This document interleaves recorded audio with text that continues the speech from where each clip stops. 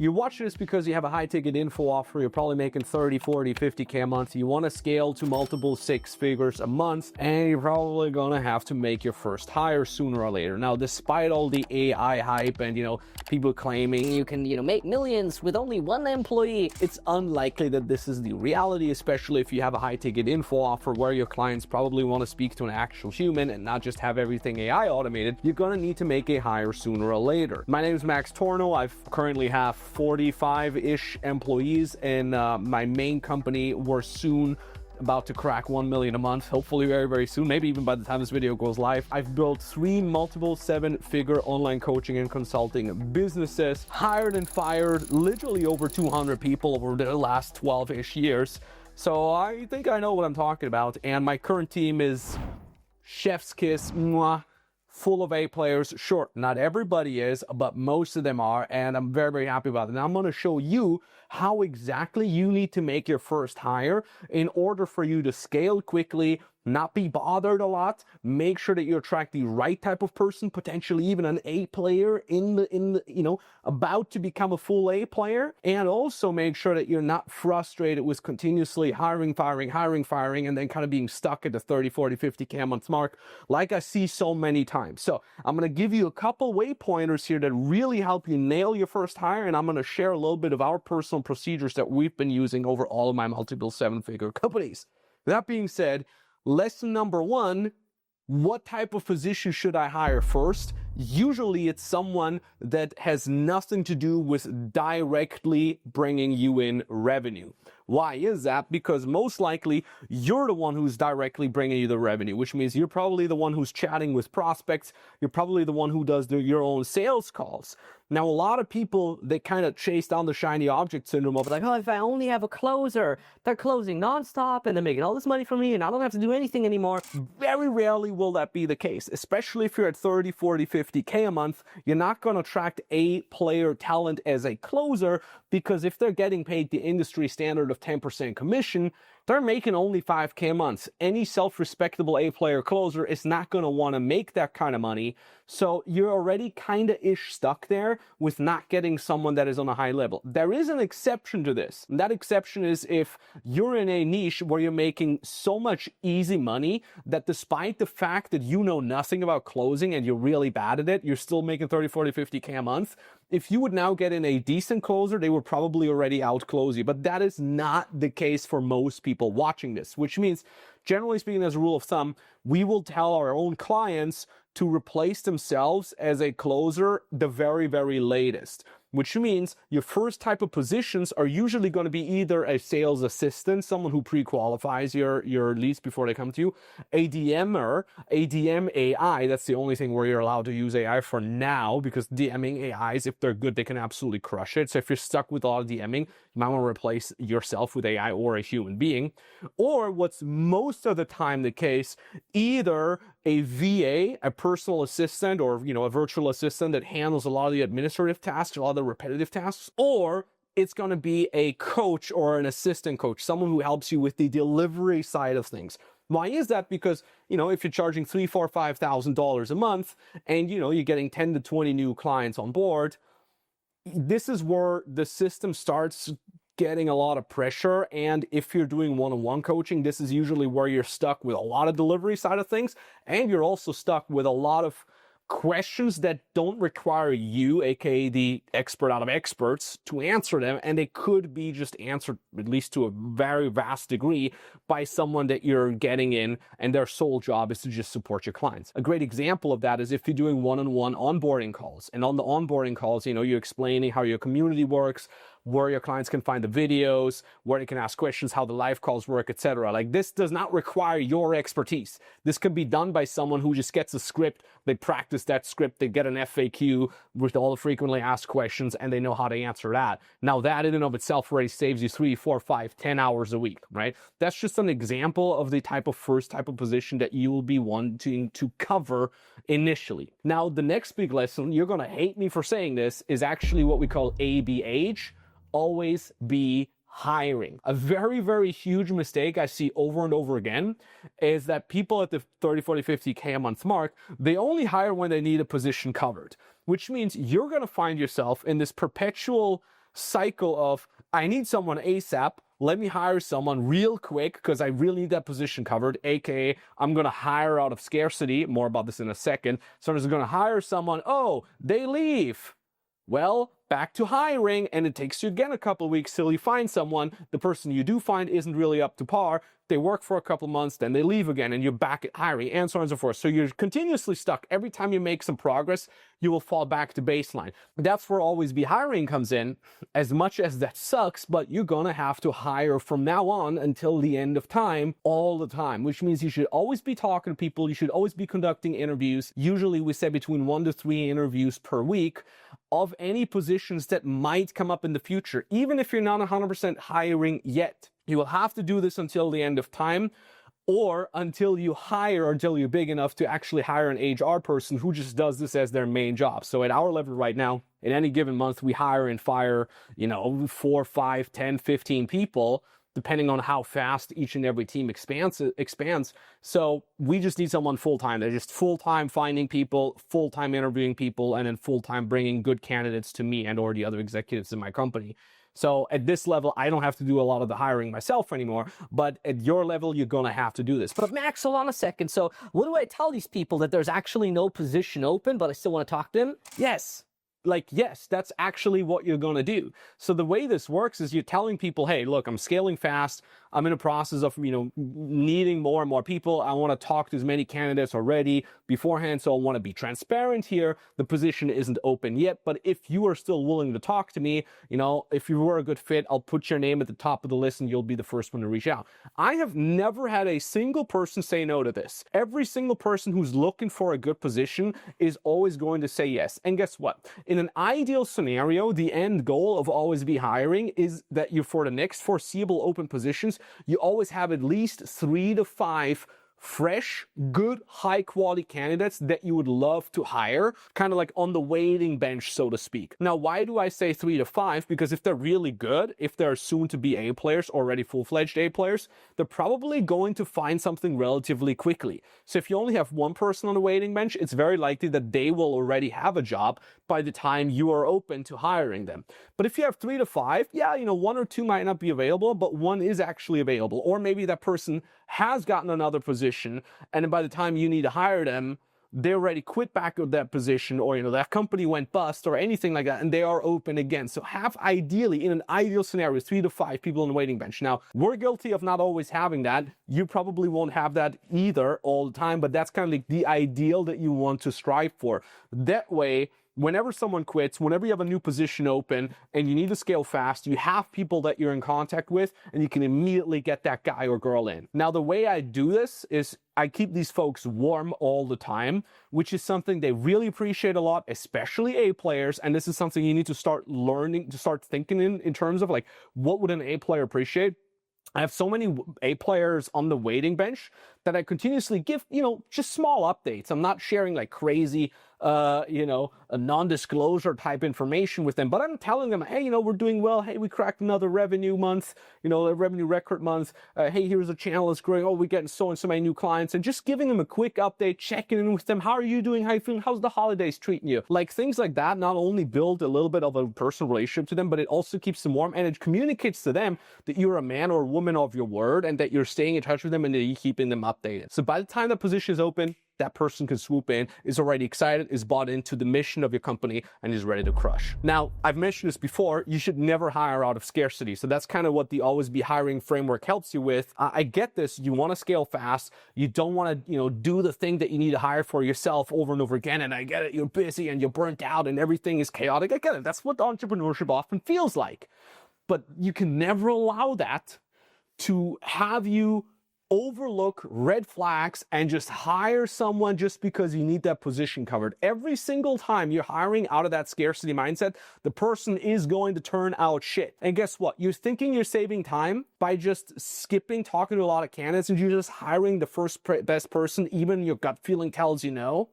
You think you're saving time. In reality, it's costing you more time. Every single time, and this is a mistake that I still fall into oftentimes, every single time you're hiring someone, there's going to be good things and bad things. And if you more or less subconsciously overlook the bad things, they're gonna come back and later on bite you in the ass, and you do not want to have that. So always come from the framework of abundance. If the candidate isn't a hell yeah candidate, do not hire them. Always think there's more candidates where they're coming from. There's more people. Just keep looking until you find someone where you have a true hell yeah feeling behind it, and also trust your gut. More about this in a second here. The hiring market is something that is the main distinguishing factor between you hiring A players and you attracting fucking losers. Excuse my language here. You need to understand that so many times people come to me and they say, Okay, Max, well, I really want an A player, but I can't pay as much as the big competitors. My company isn't as big. Why the hell would an A player come to me? and I agree, why the hell would you? Well, that's exactly what the hiring market dynamics actually teach you.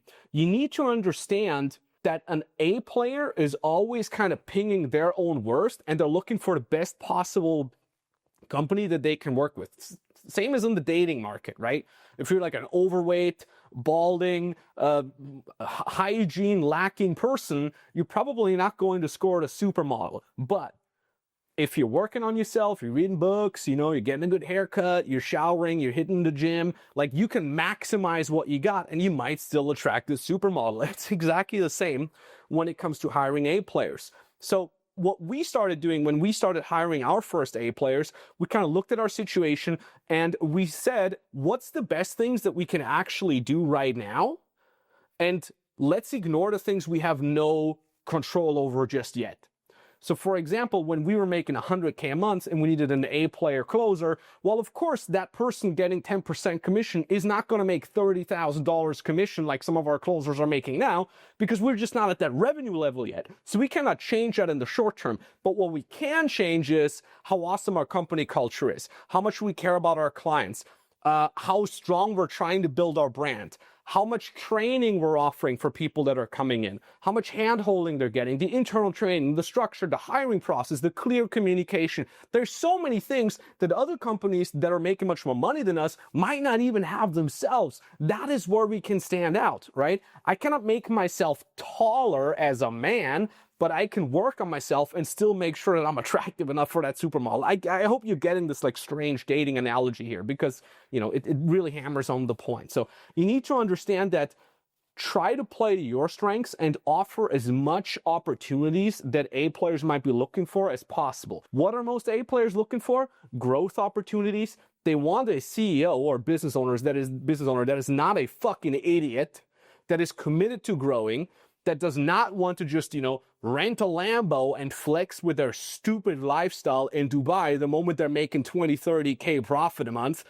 Believe it or not, that is the biggest complaint I hear from closers coming to us. They're saying, my previous business owner said they want to make a ton of money, and when it came time to scale, they would just do stupid lifestyle stuff. They would, not give a shit about their clients. They just want to make quick money, and the whole company imploded after 12 to 24 months. That happens all the freaking time. So just by you being a diligent business owner, by being professional and having a proper long-term vision and not just, falling for a lifestyle trap, that in and of itself already sets you apart. Same goes for training. Do you have proper internal training, like an actual internal training area where people can log in and see videos? This is how the script works. This is how the company works. Here's the company vision. Do you have a dress code within your company? So when the new guy or girl jumps into a daily meeting, do you even have daily meetings by all means? And when they do come into a daily meeting, is everybody looking professional, sharp? Is their background cool? Or is it just a bunch of losers in their hoodies and wife beaters sitting at home with their unmade bed in their background?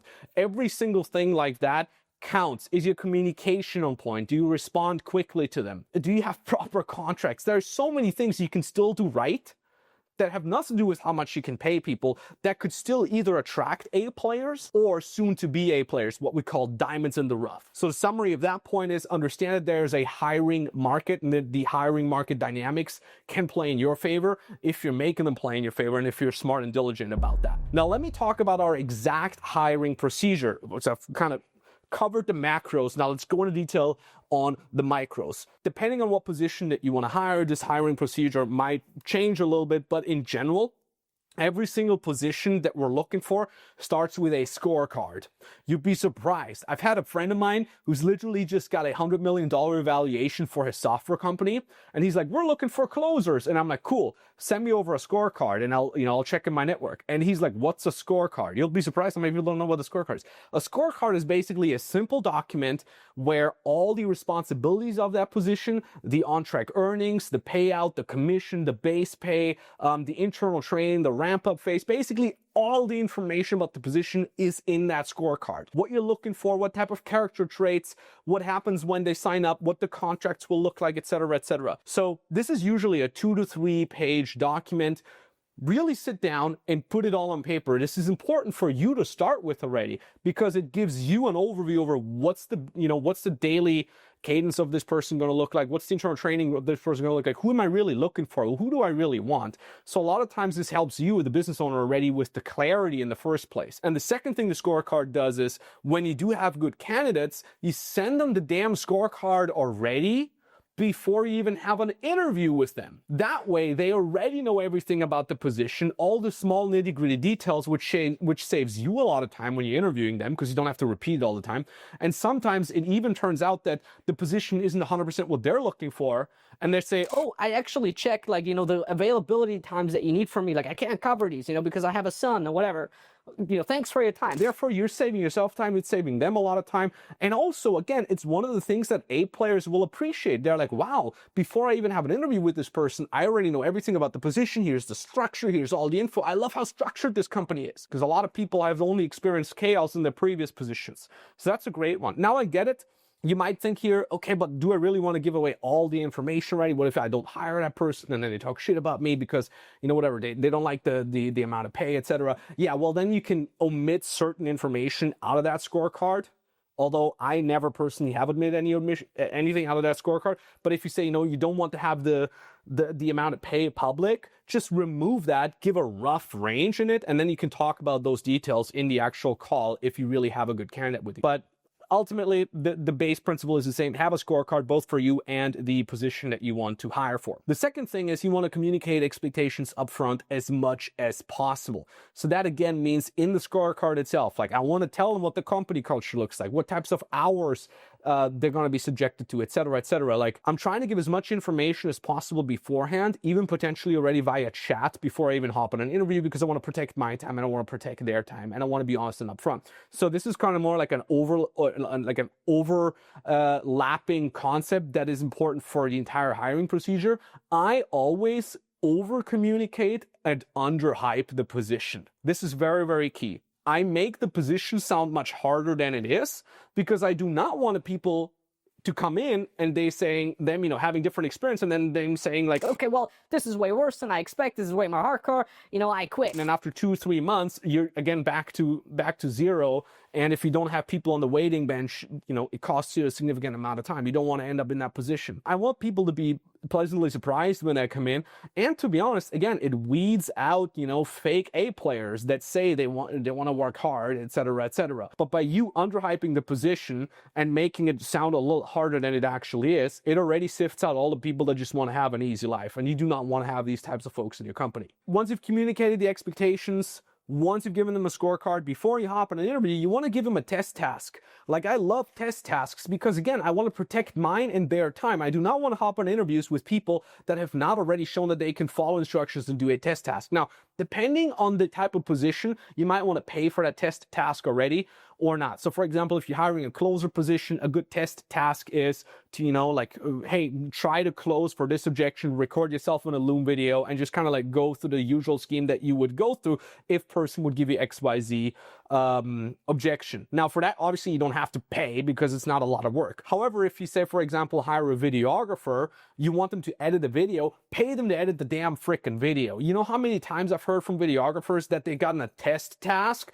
they edited the video, didn't get hired, and then they would see that person post their damn video that they edited. So they just got like free labor. We're not like that. We always pay them the damn test task if it's possible for that position. And then, of course, what you want to do is if they responded with the test task positively, they have looked at the scorecard, you've communicated everything up front, then you may hop on the first interview. And guess what? On the first interview, I usually also already do a role play of anything that might be important for the position. So for example, with a coach, I would do a role play where I'm saying, hey, I'm a disgruntled client, I'm unhappy, how do you handle a situation? Hey, I'm a client and I'm going to ask for feedback on XYZ. How do you handle a situation? Depending on the position, I might send out a short training video first to the candidate and say, hey, on the call, we will do a role play, have a look at the short training and make sure you implement that. I'm super transparent with this. But Max, what, like, doesn't that already, like, isn't that then super easy for them? You would be surprised how many people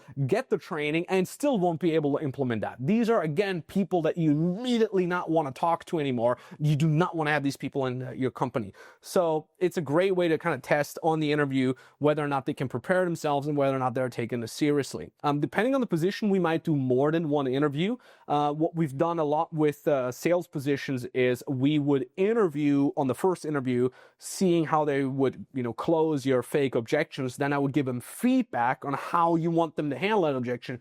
And in the second interview, the day after, either conducted by you or by someone else in your company, if you already have someone, they would then give them a similar situation where they can apply that feedback. And again, you'd be surprised how many people will not be able to apply that feedback because they're just stupid. So it's, again, a great experimentation for you to see how well they can actually implement feedback, because probably that's what you're going to do all the time when you're training them. So now let's assume they've rocked the test task, they've rocked the interview or interviews. What you want to do now is you want to offer the role. Very important. Hear my wording. I'm saying offer the role, not saying you're hired. You want to say, hey, I'm offering you the role. From our perspective, everything is green light. But, and now here's, again, you trying to undersell the actual position. What I usually do is I say, I want to offer you the role from our side, but it's going to be super hard work. We're looking for someone long-term. You now know the pay. You got a little bit of a view of what we're doing. You've looked at the scorecard. You got a little bit of my vibe here. I'm looking for someone long-term. If you cannot do long-term, if you only want to experiment around with this, if you're not 100% in, do not say yes to this. I'm going to give you 24 hours. Think about it tomorrow. And if you come back tomorrow and you say, hey, I don't want to do it anymore, I made my decision, no problem. I'm not going to be mad at you. Everything's going to be fine. You're giving them an easy way out here, right? But if you are in, I want you to be 100% in. And if you are in, here's what's going to happen next. We're going to send you a compensation agreement, NDA agreement. The training is going to start on this day, on this time. You're going to get access. You're going to get your own email, yada, yada, yada. And then I'm going to train you, et cetera, et cetera, et cetera. You'll be surprised. We usually there have about a 10% drop-off rate. So meaning 10% of people that would be a good hire in our eyes then actually ended up saying no, which is fantastic, because those are the people that have, quote unquote, tricked you into believing that they're a good fit, but now they're kind of like, opting themselves out, which means you just dodged the bullet. That is why I usually offer the position and I'm giving them an easy opportunity to back out. Now, that being said, once you made that hire, congratulations, you're now starting. That's where the beginning of your journey actually lies, because now you need to train that person. Ideally, you have already a base internal training, meaning documents, SOPs, Loom videos that they can go through. If you have more things to add, feel free to do that live with them, but always record it, and therefore keep building out your library of internal training. So when you hire the next person, or when you have to replace that person, the next person can come in and they're already being automatically trained. That's very, very key when it comes to internal training. In fact, even at my level right now, where we have 45 employees, I'm still recording internal trainings all the time, like multiple per week, in fact, because there's always new nuances that I find out that I want to teach, and every next person that comes in will automatically already learn these nuances. So do not ever train anyone live on Zoom or whatever, or even in person, if you cannot record that. Record it so it's in there forever, and every new person kind of like gets that knowledge as well. And after that, you want to manage these folks. So you need to be aware that the cadence by which you're managing people is going to suck. At first, you're going to have daily meetings with that new person, just so you can look over your shoulder, you can make sure that they're learning. You're not micromanaging here, but you're making sure that they have a space where they can ask questions, and you have a little bit of a space so you can check what they're doing. Once they're doing this well enough, you can switch the cadence from daily to weekly, meaning you're only having weekly meetings. Even when you're doing weekly meetings with them, you still want to do quality control. You want to check every day, just for 10, 20 minutes, what they're doing. Check their calls if they're closers or setters. check their DMs, check what they're messaging with their clients. Just make sure they're doing things well. If they continuously do things well, even though they only have a weekly touch point with you, you now may change the cadence to bi-weekly, where you just have a bi-weekly meeting. And then depending on the position, I would not do anything less than bi-weekly meetings. You always want to have the pulse on the finger, how they're doing in their personal life. Is everything in order there? Are they getting frustrated, stressed? How is the workload with them? Are they still sticking to the SOPs? Do they need more training? Do they fall back into old habits, which sometimes happens, especially when you're doing bi-weekly cadence? And, after, you let them cook for a while, they often fall back into old habits, and then you have to get the cadence back into weekly or daily meetings just to get them back on track. If they truly are an A player or a diamond in the rough, they will get back on track, and you can then lay out the cadence again to weekly or bi-weekly, and you're good to go. So that is a lot of information, I know, but it is absolutely crucial, and I didn't want to hold much back here. So I hope you got value from this. If you did, I know I'm getting like 50 views on this. I don't mind. I just want to give value. If you got value from this, you're still watching, give me a GG down in the comments. And if you want to work with me, with us, with my team personally to scale your info business from 30, 40, 50K a month to 100K a month, 200K a month, all the way up to 500K a month, maybe we'll be able to help you. Link is down in the description below. Thank you so much for watching. May the force be with you. Cheers.